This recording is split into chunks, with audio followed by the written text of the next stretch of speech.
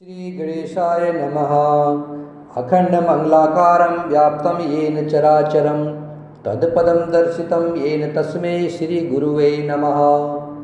भवानी शंकरो वन्दे शरदा विश्वासरूपिणं याभ्यां विना न पश्यन्ति सिद्धाश्वान्तः इष्टमेश्वरम्। उद्भवस्थितिसंहारकारिणीं कलेशहारिणीं सर्वश्रेष्ठकरी सीता नतोऽस रामवल्लभावम्।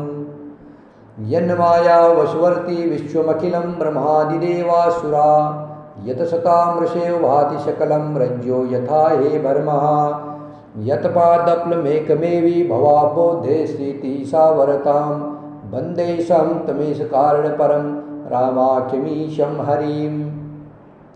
रक्तानभोजदलाभिराममनयं पीताम्बरं लङ्कृतं श्यामाङ्गमदिभुजनं प्रसन्नवदनं श्रीसीताया शोभितं। कारुण्यामृतसागरं पीरिगणे भारतादिभावितं वन्दे विष्णुशिवादिसेव्यमनीषभक्ते सिद्धिपरदम्। यशङ्के च विवादी भूधरसुता देवापगामस्तके भाले बालविदुर्गरले च गरलं यशोरसि व्यालिराट। शोषयं भूतविभूषणः सुरवरः सर्वाधिपः सर्वदः सर्वगतः शिवा शशिनिवा श्रीशङ्करं पातु मामा। नीलसरोरौ नीलमणि नीलघनश्याम लाजैतन शोभा निरखी कोटि कोटि शतकाम। मंगल भवन अमंगलहारी दरवौ सुदशरथ अजर बिहारी। दीन दयाल बिरद संभारी हरहु नाथ मम संकट भारी। अब प्रभु कृपा करहु यही भांति सब तनि भजन करहु दिन राति। सीताराम चरण रति मोरे अनुदिन बढ़हु अनुग्रह ते तोरे। सीताराम चरण रति मोरे अनुदिन बढ़हु अनुग्रह तोरे। नीलाम्बुज श्यामल कोमलागम सीता समारोपित वाम भागम। पाणो महासायक चार चापम नमामि रामम रघुवंशनाथं। रामाय रामभद्राय रामचंद्राय वेदसे रघुनाथाय नाथाय सीताया पतये नमः। श्रीराम राम रघुनंदन राम राम श्रीराम राम भरद्वाग्रज राम राम। श्रीराम राम रणककर्ष राम राम श्रीराम राम शरणं भव राम राम। श्रीरामचंद्र चरणो मनसा स्मरामि श्रीरामचंद्र चरणो मनसा वचसा गुणामि। श्रीरामचंद्र चरणो शिरसा नमामि श्रीरामचंद्र चरणो शरणं प्रपद्ये। माता रामो मत्पिता रामचंद्रः स्वामी रामो मत्सखा रामचंद्रः। सर्वस्व मे रामचंद्रो दयालु नान्यं जाने नेव जाने न जाने। दक्षिणे लक्ष्मणो यस्वामी च जनकात्मजा पुरतो मारुतृष्टं वन्दे रघुनन्दनं। लोकाभिरामं रणरङ्गधीरं राजीवनेत्रं रघुवंशनाथं। कारुण्यरूपं करुणाकरन्तं श्रीरामचन्द्रं शरणं प्रपद्ये। मनोजवं मारुतुल्यवेगं जितेन्द्रियं बुद्धिमतां वरिष्ठं। वातात्मजं वानरयूथमुख्यं श्रीरामदूतं शरणं प्रपद्ये। कूजन्तं राम रामेति मधुरं मधुराक्षरम् आरुह्य कविताशाखां वन्दे वाल्मीकिकोकिलम्। आपदामपहर्तारं दातारं सर्वसम्पदानं लोकाभिरामं श्रीरामं भूयो भूयो नमाभ्यं। भर्जनं भवबीजानामर्जनं सुखसम्पदानं तर्जनं यमदूतानां राम रामेति गर्जनं। रामो राजमणि सदा विजयते रामं रमेशं भजे। रामेणाभिहता निशाचरचमो रामाय तस्मै नमः। रामात्रास्ति परायणं परतरं रामस्य दासोऽसभ्यं। रामे चित्तलय सदा भवतु मे भो राम मामुद्धरः। राम रामेति रमे रामे मनोरमे सहस्रनाम ततुल्यं राम नाम वरानने। पवनतनय संकटहरणं मंगलमूर्तिरूप राम लखन सीता सहिता हृदय बसहु सुरभूप। सियावर रामचंद्र की जय पवन सुत हनुमान की जय उमापति महादेव की जय। भगवान श्री रामचंद्र जी ने हनुमान जी को बहुत प्रकार से समझाया और कहा कि तुम सीता जी को समझाना और मेरा बल तथा विरह प्रेम कह करके तुम शीघ्र लौट आना। हनुमान जी ने अपना जन्म सफल समझा और कृपा निधान प्रभु को हृदय में धारण करके वह लंका की तरफ चले। यद्यपि देवताओं की रक्षा करने वाले प्रभु सब जानते हैं, तो भी वे राजनीति की रक्षा कर रहे हैं, अर्थात नीति की मर्यादा रखने के लिए भगवान श्री रामचंद्र जी सीता जी का पता लगाने को जहाता वानरों को भेज रहे हैं।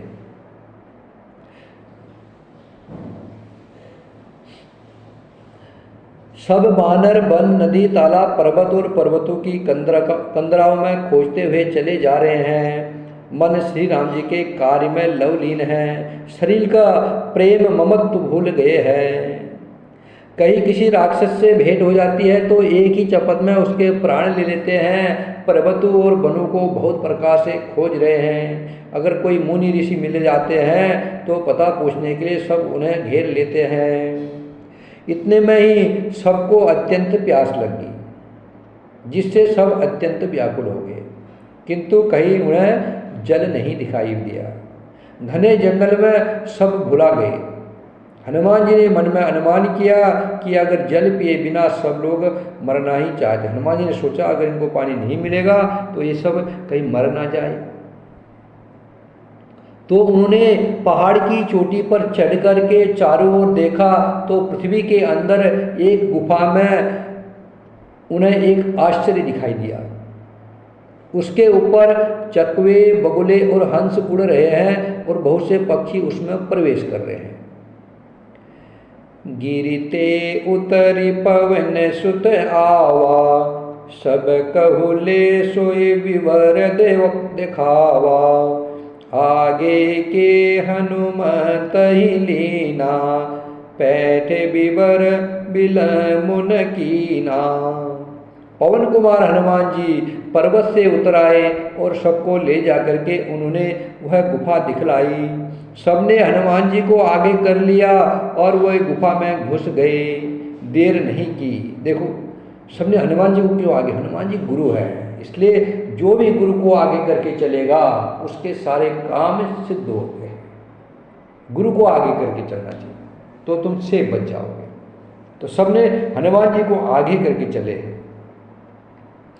उस गुफा के अंदर जाकर के उन्होंने एक उत्तम बगीचा और तालाब देखा जिसमें बहुत से कमल खिले हुए हैं।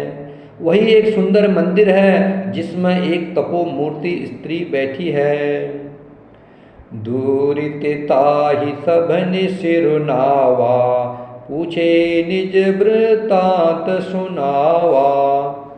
तेहि तब कहा करहु जल पाना, खाहु सुरस सुंदर फल नाना। मंजनु कीन मधुर फल खाए, तासु निकट पुनि सब चली आए। तेहि सब आपनी कथा सुनाई, मैं अब जाब जहार गुराई। मूलहु नयन बिबर तजि जाहु, पेहु शीत ही जनि पछिताहु। नयन मोदि पुनि देखहि बीरा, ठाड़े सकल सिंधु के तीरा। दूर से ही सबने उसे सिर नवाया, प्रणाम किया है।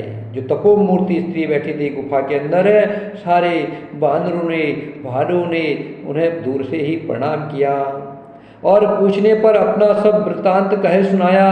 तब उसने कहा जलपान करो और भांति भांति के रसीले सुंदर फल खाओ। तपो मूर्ति जो स्त्री बैठी थी गुफा के अंदर, उसने बोला पानी पियो और भांति भांति के रसीले फल खाओ। आज्ञा पाकर के सबने स्नान किया, मीठे फल खाए और फिर सब उसके पास चले आए। तब उसने अपनी सब कथा कहे सुनाई और कहा मैं अब वहाँ जाऊंगी जहाँ भगवान श्री रघुनाथ जी है। तुम लोग आंखें मूंद लो और गुफा को छोड़ करके बाहर जाओ, तुम सीता जी को पा जाओगे। पछताओ नहीं, निराश मत हो, तुम्हें सीता जी मिल जाएगी। तुम सीता मैया की खोज में गए हो तो मिलेगी। भक्ति के लिए जो जो प्रयत्न करता है, भक्ति को खोजता है, भक्ति उसे प्राप्त हो जाती है। सीता मैया भक्ति है। वो कहाँ है? लंका में है।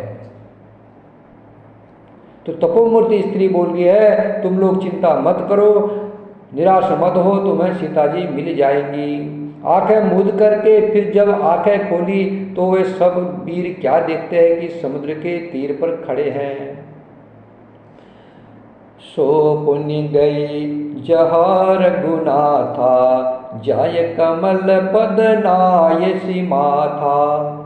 नाना भांति विनय ते कीनी, अनपायनी भगति प्रभु दीनी। बरदी बन कहु सो गई, प्रभु आज्ञाधर शीस। उर्धरि राम चरण जुगा, जे बंदत अजीस। सियावर रामचंद्र की जय। और वो जो तपस्वी तपोमूर्ति उस गुफा के अंदर थी, वह कहा गई जहाँ भगवान श्री रामचंद्र जी थे।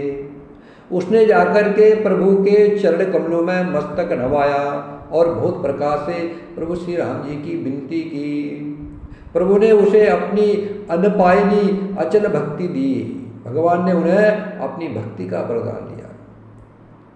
प्रभु की आज्ञा सिर पर धारण करके और श्री राम जी के युगल चरणों को, जिनकी ब्रह्मा और महेश भी वंदना करते हैं, हृदय में धारण करके वह सोई प्रभा बद्रिक आश्रम को चली गई। इहा विचार ही कपि मन माही, विधि अवधि काज कछु नाही। सब मिली कहि परस पर बाता, बिनु सुधि लये करब का भ्राता।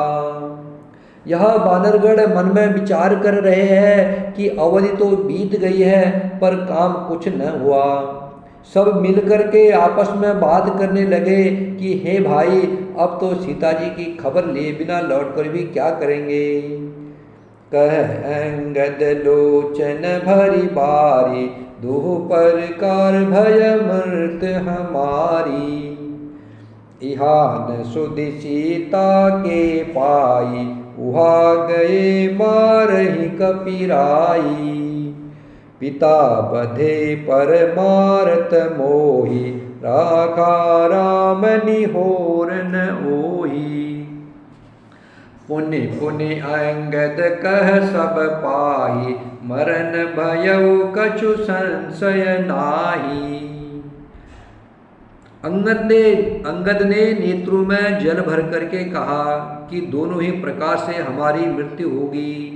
यहाँ तो सीता जी की सुध नहीं मिल रही है और वहाँ जाने पर बानरराज सुग्रीव मार डालेंगे। वे तो पिता के वध होने पर ही मुझे मार डालते। श्री रामचंद्र जी ने मेरी रक्षा की है, इसमें सुग्रीव का कोई एहसान नहीं है। अंगद बार बार सबसे कह रहे हैं कि अब मरण हुआ, इसमें कुछ भी संदेह नहीं है। अंगद बचन सुनत कपि बीरा, बोलि न सकहि नयन बर बहनीरा। क्षण एक सोच मगन हुई रहे, पुनि अस बचन कहत सब भये। हम सीता के सुधि लीने बीना, नहीं जय युवराज प्रवीणा। अस कहि लवन सिंधु तट जाई, बैठे कपि सब दर्ब डसाई। बानर वीर अंगद के वचन सुनते हैं किंतु कुछ बोल नहीं सकते हैं। उनके नेत्र से जल बह रहा है। एक क्षण के लिए सब सोच में मग्न हो गए। फिर सब ऐसा वचन कहने लगे, हे सुयोग्य युवराज अंगद, हम लोग सीता जी की खोज किए बिना लौटेंगे ही नहीं। ऐसा कह करके लवण सागर के तट पर जाकर के सब बानर कुश बिछा करके बैठ गए। जामवंत अंगद दुख देखी, कही कथा उपदेश विशेषी।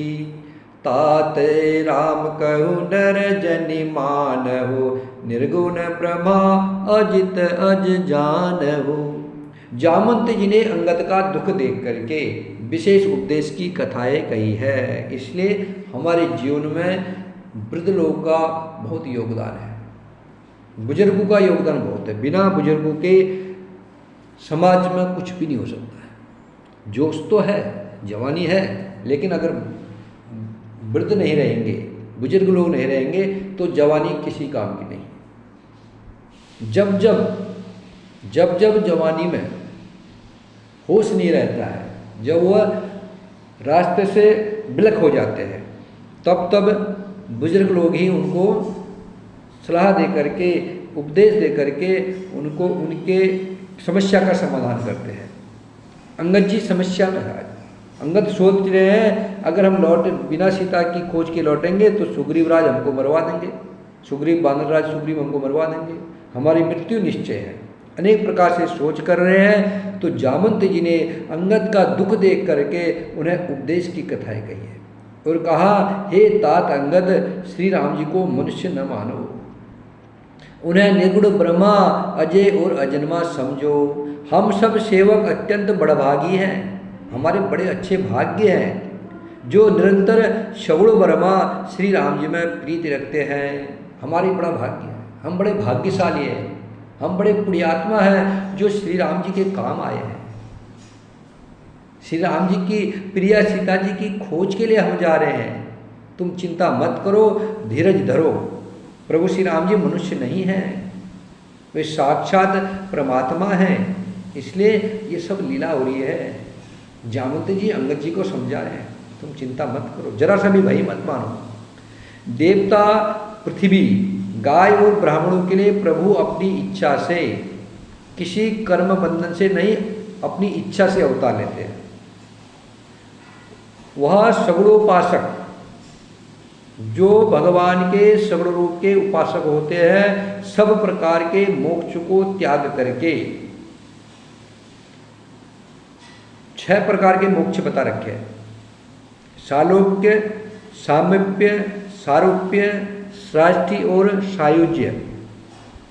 इन 6 प्रकार के मोक्ष को भी त्याग करके जो भगवान श्री रामचंद्र जी के सगुणोपासक है, भगवान राम के उपासक है, उस सब प्रकार के मोक्ष को त्याग करके भगवान की सेवा में साथ रहते हैं, हमेशा प्रभु की सेवा में रहते हैं।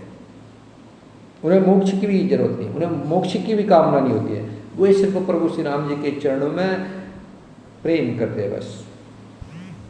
यही विधि कथा कहे बहु भांति, गिरि कंदरा सुनी संपाति, बाहिर होय देखी बहु कीसा, बाहिर होय देखी बहु कीसा, मोहि आहार दीन जगदीसा, आजु सबहि कह बचन करवो, दिन बहु चले आहार बिनु मरवो, कबहु न मिल भरी उदर आहारा, आजो दीन विधि एक ही बारा। इस प्रकार जामवंत जी बहुत प्रकार से कथाएं कह रहे हैं। इनकी बातें पर्वत की कंदरा में संपाति ने सुनी। संपाति कौन था? जटायु का भाई था। ये दोनों भाई में बड़ा प्रेम था। एक बार ये दोनों भाई ने कहा कि हम आकाश में उड़ते हैं, देखते हैं कितनी ऊंचाई तक हम जा सकते हैं। तो दोनों भाई आकाश की तरफ गए। जैसे ही सूर्य के नज़दीक पहुंचने लगे तो सूर्य के तेज को वह नहीं सहन कर पाए। जटायु तो समझदार थे। जटायु वापस आ गए। जटायु ने बोला, भैया हम जल जाएंगे सूर्य के तेज के आगे, इसलिए वापस चलते हैं। जटायु वापस आ गए, लेकिन संपाति वापस नहीं आया। संपाति चलते रहे और जब सूर्य के नज़दीक पहुँचे तो उनके पंख जल करके भस्म हो गए और संपाति नीचे गिर गया। नीचे गिरने के बाद वो एक जगह पर रहते थे और वहीं जो कुछ मिल गया खाते थे, उधर ही पर रहते थे, एक पर्वत की कंदरा में। तो जब ये जामवंत अनेक प्रकार की कथाएं बंदरों से कह रहे थे तो वहीं पर वो कंदरा थी और अंदर बैठे संपाति ने यह सब बातें उनकी सुनी। बाहर निकल करके उसने बहुत से बानर देखे। तब वह बोला, जगदीश्वर ने मुझको घर बैठे बहुत सा आहार भेज दिया। भगवान ने मुझे घर बैठे ही बहुत आहार भेज दिया है। आज मैं इन सबको खा जाऊंगा। बहुत दिन बीत गए हैं, भोजन के बिना मर रहा था, बहुत दिन से भोजन नहीं मिला है। आज मुझे भरपेट भोजन भगवान ने घर बैठे भेज दिया है। आज पेट भर करके खाऊंगा। आज विधाता ने एक ही बार में बहुत सा भोजन दे दिया है। डर पे गिद बचन सुनी काना, अब भामर न सत्य हम जाना। कपि सब उठे गिद कह देखी, जामवंत मन सोच विशेषी। कह अंगद विचारि मन माही, धन्य जटायु सम को नाही। राम काज कारण तनु त्यागी, हरिपुर गय परम बड़ भागी।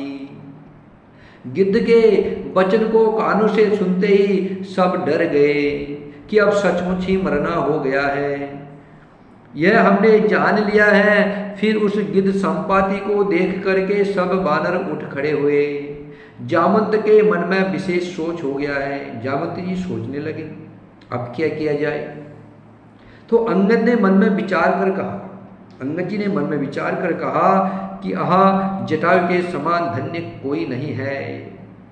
अंगद जी ने बोला, जटायु के समान कोई धन्य नहीं है, जिसने श्री राम जी के कार्य के लिए शरीर छोड़ करके वह परम बड़भागी भगवान के परम धाम को चले गया। अंगद ने कहा, धन्य है जटायु, जो भगवान श्री राम जी के काम के लिए अपने शरीर को छोड़ दिया, उसने अपने शरीर का भी त्याग कर दिया, वो बड़ा भागी है और श्री राम जी के चरणों में बड़ा अनुराग करने वाला है। सुनि खगहर शोक जुत मानी, आवा निकट कपिन भय मानी। तिनहि अभय करि पूछ सी जाई, कथा सकल तिन ताहि सुनाई। सुनि संपाति बंधु के करनी, रघुपति महिमा बहु विधि बरनी। हर्ष और शोक से युक्त वाणी को सुन करके वह पक्षी संपाति बानरों के पास आया। जब उनने सुना कि जटायु मर गया है, मृत्यु को प्राप्त हो गया है और परमात्मा श्री राम जी के काम के लिए उसने परम गति पाई है, तो संपाति बानरों के पास आया। बानर डर गए। उनको अभय करके, अर्थात अभय का वचन देकर कि मैं तुम्हें कुछ नहीं करूँगा, तुम डरो मत। उसके पास जाकर के जटायु का वृत्तांत पूछा। तब उन्होंने सारी कथा संपाति को कहे सुनाई। भाई जटायु की करनी सुन करके संपाति ने बहुत प्रकार से भगवान श्री रामचंद्र जी की महिमा का वर्णन किया। मोहिले जाहु सिंधु तट, देहु तिलांजलि ताही। बचन सहाय करीब में, पेहु खोजहु जाही। सियावर रामचंद्र की जय। संपाति ने कहा, मुझे समुद्र के किनारे ले चलो, मैं जटायु को तिलांजलि दे दूँ। इस सेवा के बदले मैं तुम्हारी वचन से सहायता करूँगा। शरीर से तो कर नहीं सकता हूँ, पंख है नहीं, कहीं चल सकता नहीं हूँ, अर्थात मैं वचन से तुम्हारी सहायता करूँगा। अर्थात सीता जी कहा है सो बताऊँगा, जिसे तुम खोज रहे हो उसे पा जाओगे। अनुज क्रिया करी सागर तीरा, कही निज कथा सुनहु कपि बीरा। हम दो बंधु प्रथम तरुणाई, गगन गए रवि निकट उड़ाई। तेज न सही सक सो फिरी आवा, मैं अभिमानी रवि नियरावा। जरे पंख अति तेज अपारा, परे वो भूमि करी घोर चिकारा। मुनि एक नाम चंद्रमा होही, लागी दया देखी करी मोही। बहु प्रकार ते ज्ञान सुनावा, देह जनित अभिमान छड़ावा। त्रेता ब्रह्म मनुज तनु धरहि, तासु नारी निशिचर पति हरहि। तासु खोज पटी है प्रभु दूता, तिन्हि मिले ते होव पुनीता। जमी है पंक करसि जनि चिंता, तिन्हि देखाय देसु ते सीता। मुनि कह गिरा सत्य भय आजो, सुनि मम बचन करहु प्रभु काजो। गिरि तिरकूट ऊपर बस लंका, तह रह रावण सहज अशंका। तह अशोक उपवन जह रहई, सीता बैठी सोच रत अहई। मैं देखव तुम नाही, गिदहि दृष्टि अपार। बूढ़ भयवनत करते हो, कछुक सहाय तुम्हारे। सियावर रामचंद्र की जय, पवन सुत हनुमान की जय, उमापति महादेव की जय। तब संपाति ने कहा कि तुम सीता जी को खोए रहे हैं, मैं उनका पता बताऊंगा, तुम लोग चिंता मत करो और मुझे समुद्र के किनारे ले चलो। समुद्र के किनारे तीर पर छोटे भाई जटायु की क्रिया श्राद्ध आदि करके संपाति अपनी कथा कहने लगा। हे वीर वानरों, सुनो, हम दोनों भाई उठती जवानी में, जब हम जवान थे तो एक बार आकाश में उड़ करके सूर्य के निकट चले गए। जटायु तेज नहीं सह सका, इससे वह लौट आया, किंतु मैं अभिमानी था इसलिए सूर्य के पास चला गया। अत्यंत अपार तेज से मेरे पंख जल गए। मैं बड़े जोर से चीख मार करके जमीन पर गिर पड़ा। वहाँ चंद्रमा नाम के एक मुनि थे। मुझे देख करके उन्हें बड़ी दया लगी। उन्होंने बहुत प्रकार से मुझे ज्ञान सुनाया और मेरे देह जनित देह संबंधी अभिमान को छुड़ा दिया। और उन्होंने कहा कि त्रेता युग में साक्षात परब्रह्म परमात्मा मनुष्य शरीर धारण करेंगे, उनकी स्त्री को राक्षसों का राजा हर ले जाएगा। उसकी खोज में प्रभु दूत भेजेंगे, उनसे मिलने पर तुम पवित्र हो जाएगा और तेरे पंख उग आएंगे। चिंता न कर, उन्हें तो सीता जी को दिखा देना। मुनि की वह वाणी आज सत्य हुई। अब मेरे वचन सुन करके तुम प्रभु का कार्य करो। त्रिकुट पर्वत पर लंका बसी है, गिरि त्रिकुट ऊपर बस लंका।